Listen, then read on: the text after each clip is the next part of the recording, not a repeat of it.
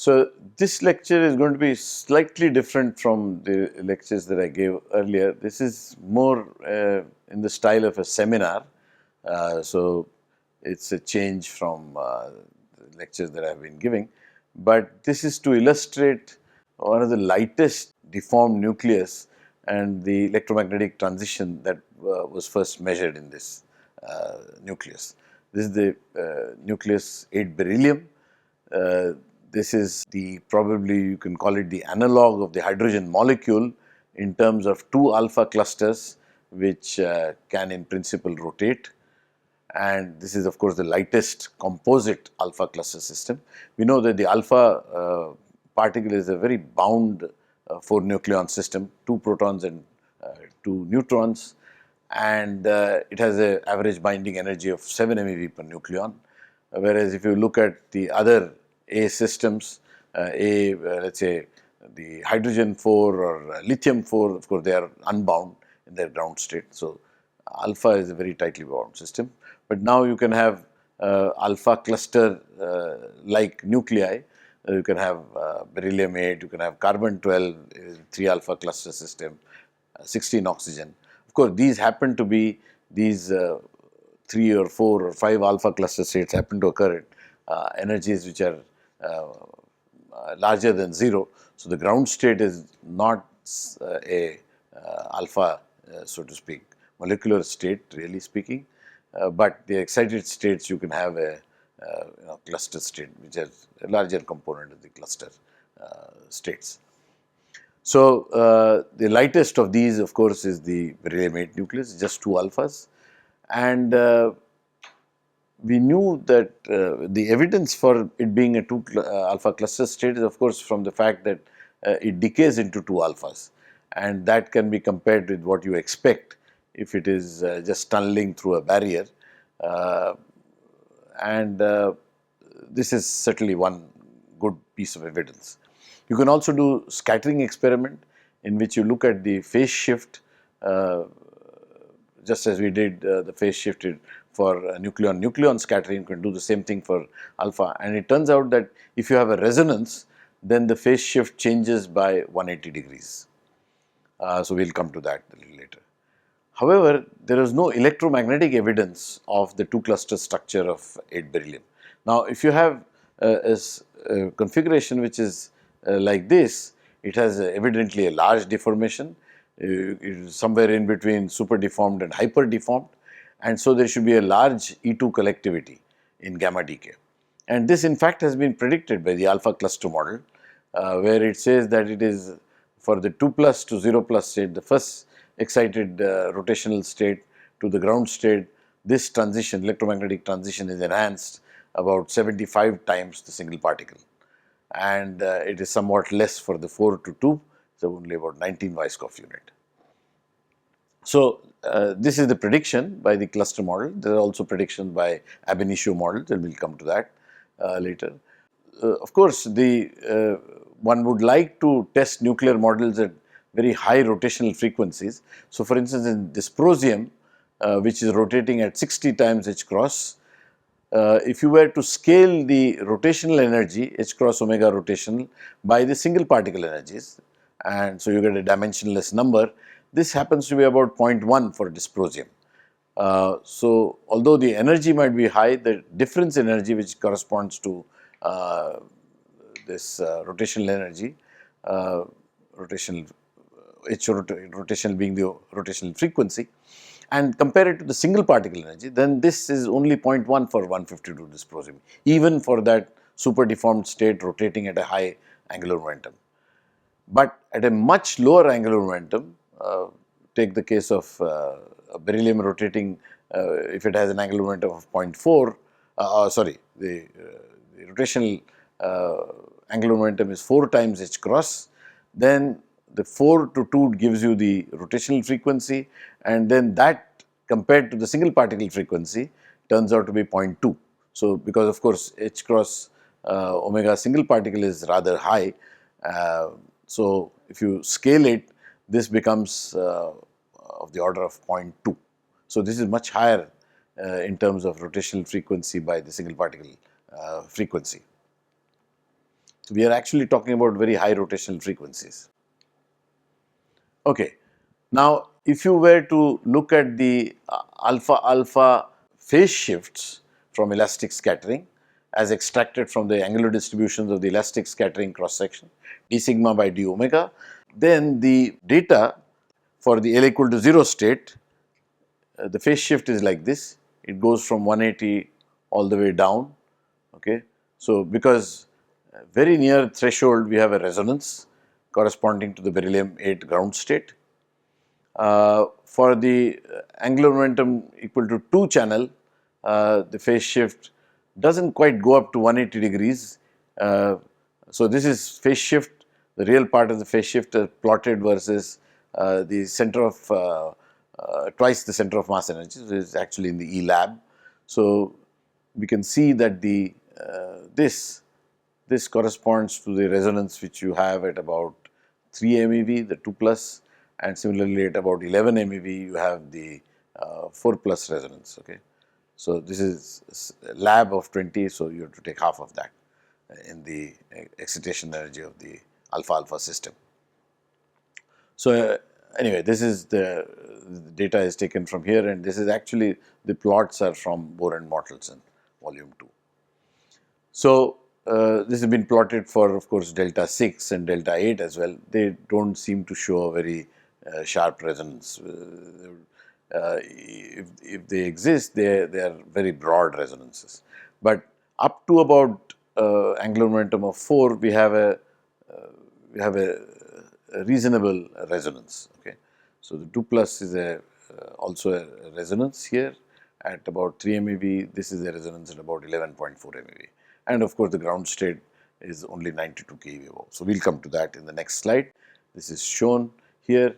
Before I come to that, I would like to point out a very interesting interplay between atomic effects and nuclear effects. So, maybe I should go one slide higher up. The ground state of beryllium 8 is about 7 electron volt wide, and it is about 92 keV above the alpha alpha threshold. So, it is a very sharp resonance, but at a positive energy. Okay. So, this is 92 keV above the 00. So, that is how it decays into 2 alphas.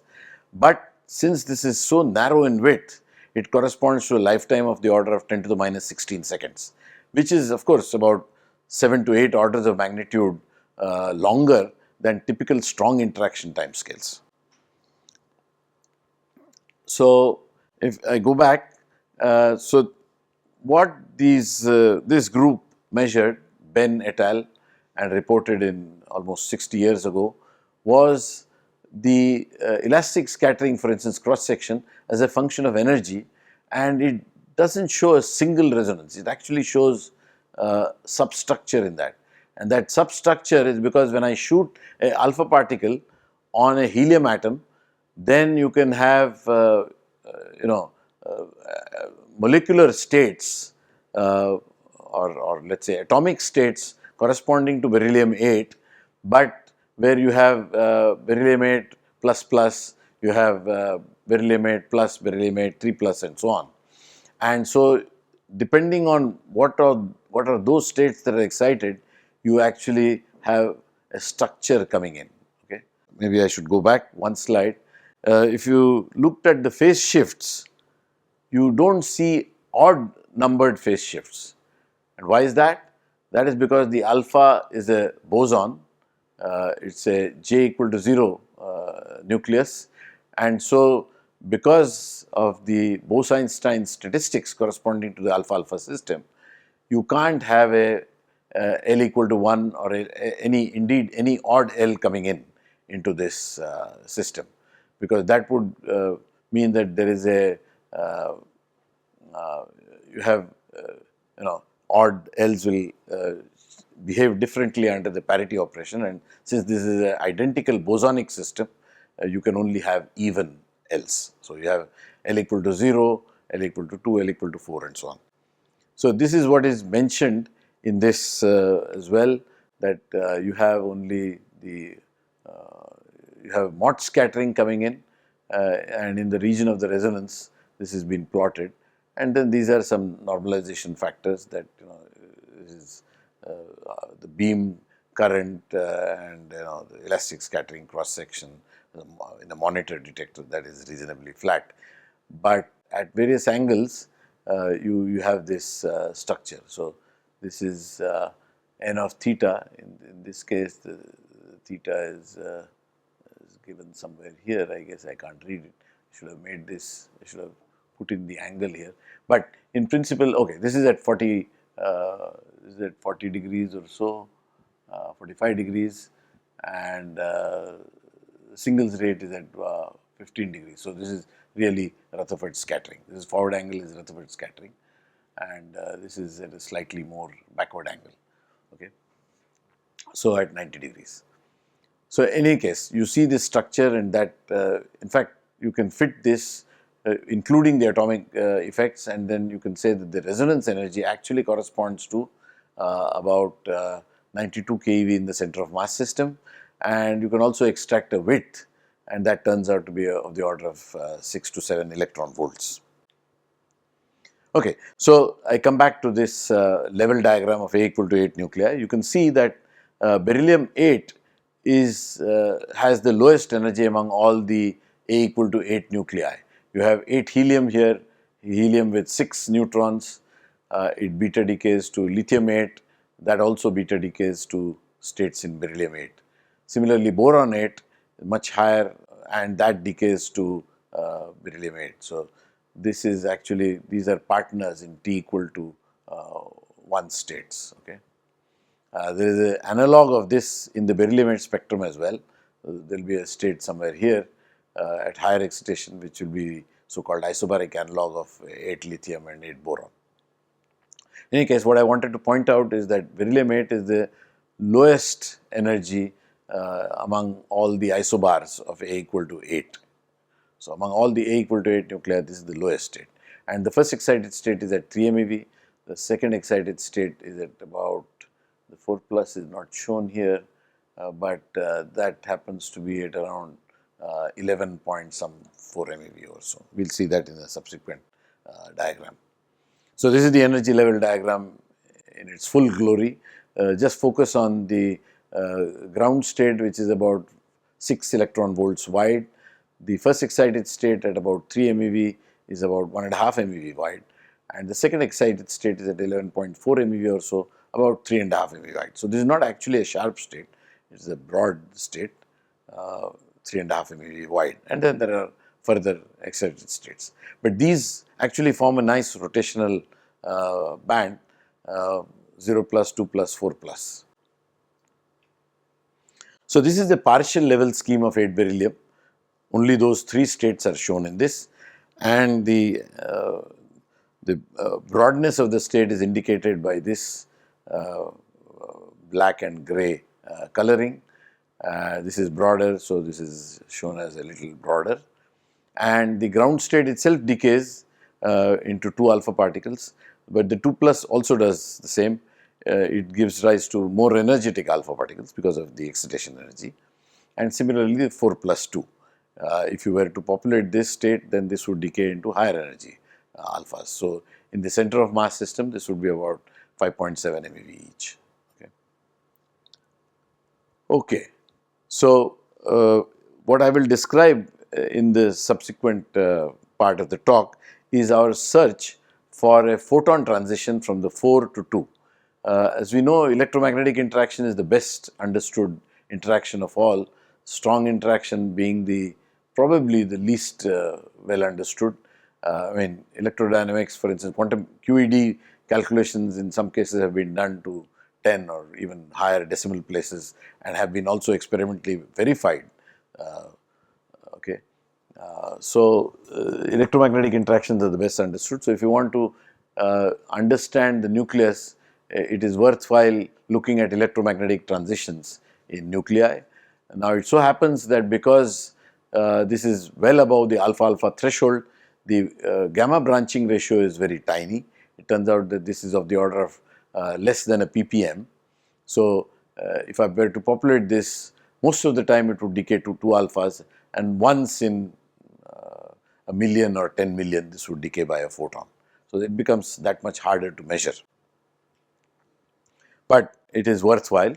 So in fact, in about 40 years ago, Langanke and Rawls calculated this cross section. This is from this reference, that if you looked at the radiative capture cross section, alpha plus alpha, then at 10.8 MeV, this is of the order of 134 nanobarns, and this corresponds to a Be2 of about 20 Weisskopf units.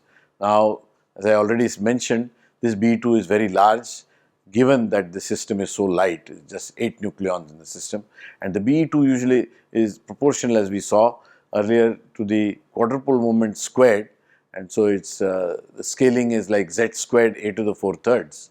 And so if I scale Be2 by z squared a to the 4 thirds, for a super deformed nucleus like of let us say mass number 160, this number is of the order of 0.11. But for 8 beryllium, it is of the order of 0.56. If you take this Weisskopf unit, you take the Be2 corresponding to that.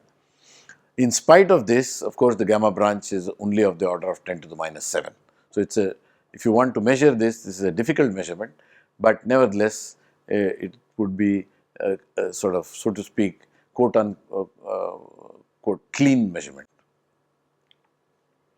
So ab initio calculations of the group of Pandre Pandey and company, Viringa, Carlson, Piper, Pandre Pandey, about 25 years ago, they calculated the constant density contours for the 0 plus and 4 plus states, and you can see that these are all in the lab and in the intrinsic frame, and they are they show large deformation. Okay, so it also shows the clustering structure, alpha and alpha clustering structure for both the ground state as well as the 4 plus state.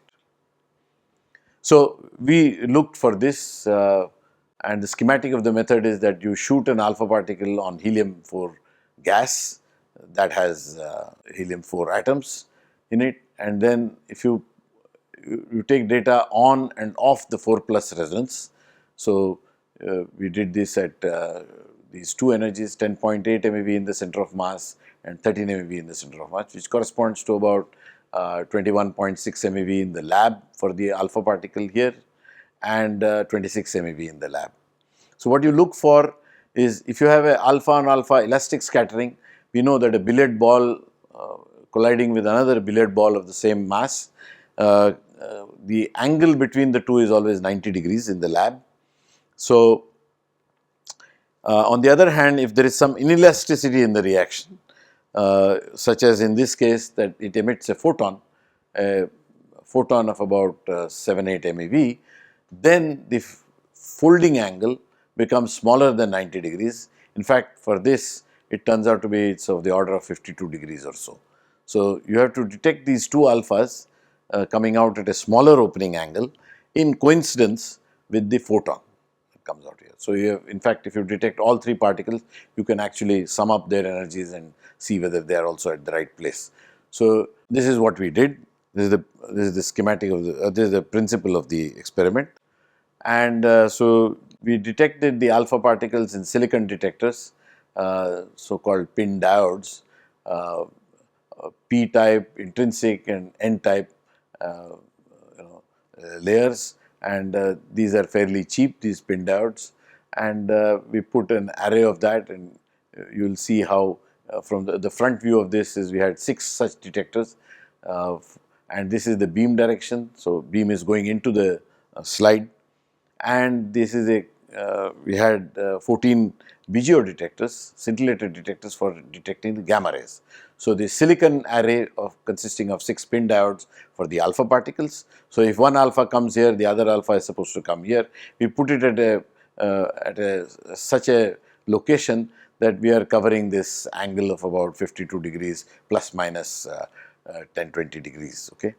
And the gamma ray array has an efficiency of about overall of about 25%. The beam comes in here, it goes through some foil, so-called Kapton foil, which undergoes less, which deforms less under irradiation, and then it falls on a gaseous target which is continuous, but then by putting this aperture here, of a certain diameter of the order of about 10 millimeter hole in there, then the area that you actually see at the pin diodes is limited to a couple of centimeters near this aperture.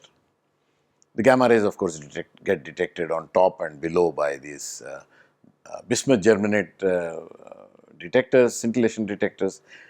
Bismuth is a high Z, so it's good for measuring high energy gamma rays.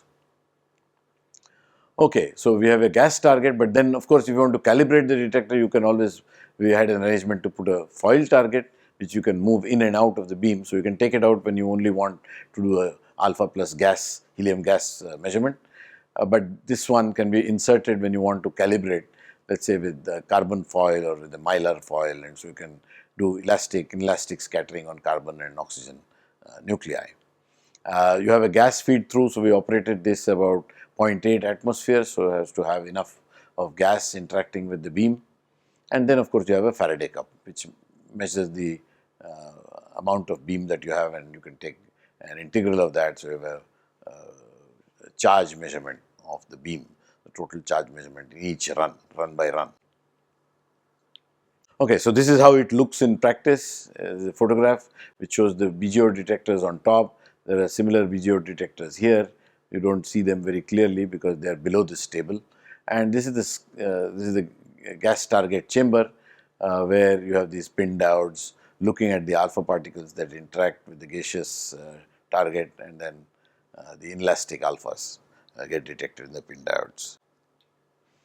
Okay, so to cut a long story short, we do all kinds of checks and so forth, but the final alpha, alpha, gamma sum energy spectrum on and off the resonance is like this. This is the total charge that we have measured it for.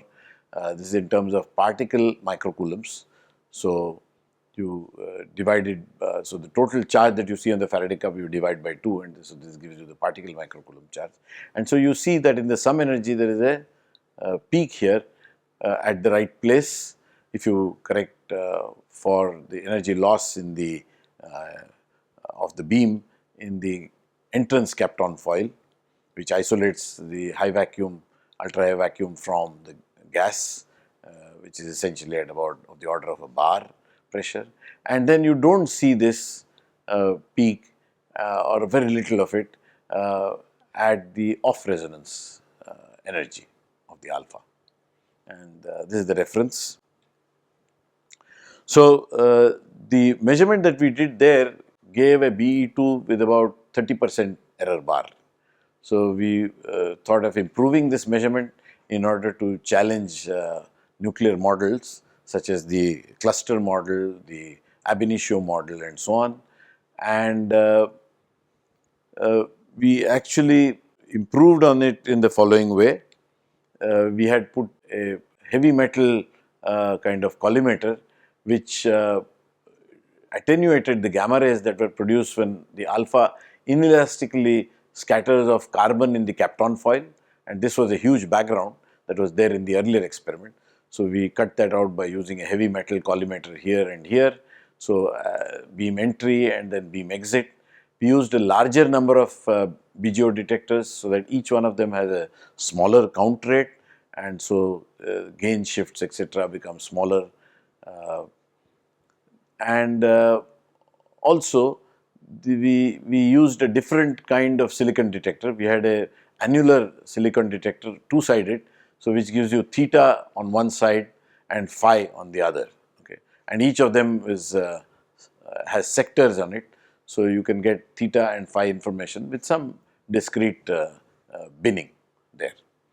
Okay, so this is a picture of the gamma ray. This is a schematic as before, and this is a picture of the gas target chamber, including the silicon detector here, and the BGO array, which consisted now of 38 BGO detectors, so 19 on top and 19 below, in a closely packed geometry.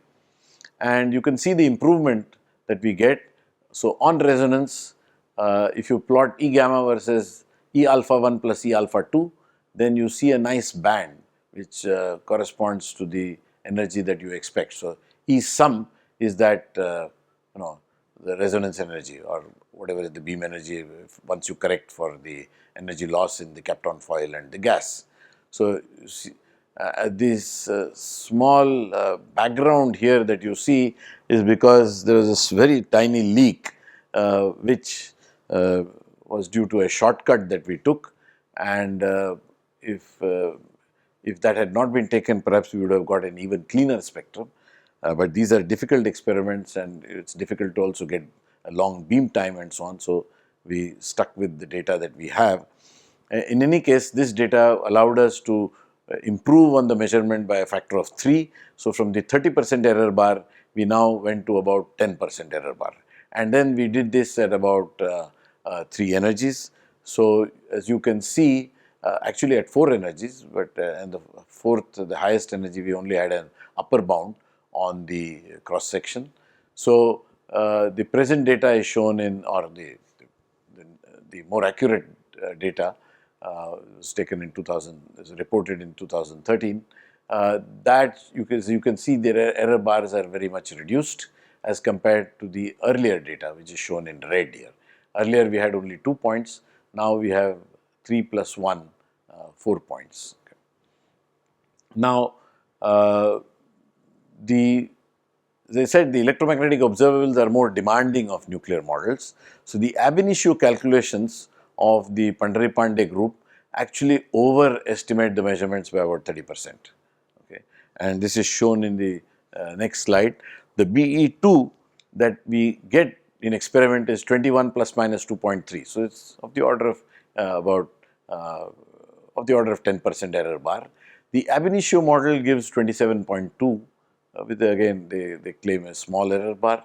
The cluster model in fact agrees a little better with this experiment, but we do think that a better theory needs to be carried out, which combines ab initio structure calculations with reaction models, because of course you can have a photon emission, an enhanced photon emission because of the collectivity at the time the resonance is formed and decays to the lower resonance. So, the 4 to 2 decay, but you can also have photon emission before and after the resonance is actually formed. Okay. So, the pre and post emission amplitudes also have to come in such a combined model, which includes not only the structure, but also the reaction. And this is something which is quite difficult, and in fact, the Argonne group is trying to do this, but as yet they have not succeeded, but perhaps at some point of time we will do that. And then when you add all these amplitudes, perhaps this disagreement might go away. Okay. The cluster model is of course a very simplistic model.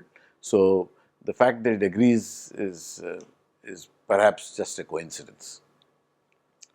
So, the next thing to do in such measurements is to attempt the 2 plus to 0 plus radiative transition, and this branching ratio will be even smaller because of the statistical the phase space part that comes in. These E2 transitions are proportional to E gamma to the 5, and so if you make if you go from 8 MeV to 3 MeV, that is 8 by 3 to the power of 5, and that in fact reduces the branching ratio from 10 to the minus 7 to a few times 10 to the minus 9. Okay.